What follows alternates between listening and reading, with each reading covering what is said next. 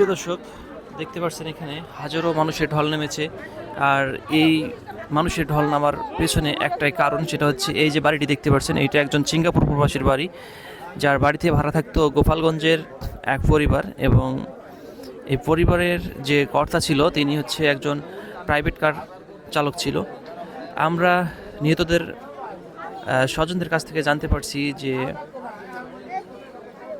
এইখানে যে 5 জনকে খুন করা হয়েছে, তার মধ্যে যে 5 জনকে খুন করছে এর মধ্যে যে প্রাইভেট কার চালক ছিল উনি নাকি নেশাগ্রস্ত ছিল। উনি তার পরিবারের সবাইকে একসঙ্গে খুন করছে এবং খুন করার পরে তার বাড়িতে নাকি ফোন করে বলছে যে আমি তাদের সবাইকে শেষ করে ফেলছি। এইখানে যে 5 জন খুন হয়েছে এবং যে 5 জনকে খুন করা হয়েছে তার মধ্যে 3 জন নিজের সন্তানকে খুন করছে, সেই সঙ্গে তার স্ত্রীকে খুন করছে এবং তার শালককে খুন করা হয়েছে।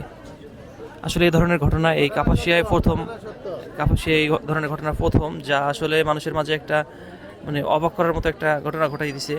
যে ঘটনার পরে এই পুরো কাপাসিয়া জুড়ে মানুষের মাঝে একটা আতঙ্ক বিরাজ করতে, যে এটা কিভাবে সম্ভব এখানে ভাড়াটিয়া লোক এসে এই ধরনের ঘটনা কি এখানে প্রথম?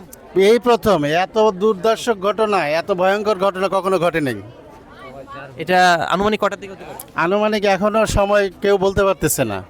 সকালে জানাজানি হয়েছে, এই ঘটনা ঘটছে। দর্শক দেখেন আসলে বাড়িতে কত সেফটি, মানে এটা আসলে নিজের লোকেই এই ঘটনাটা ঘটাইছে, তাছাড়া বাইরের লোক এসে কখনোই কিন্তু এই ধরনের ঘটনা ঘটাতে পারবে না।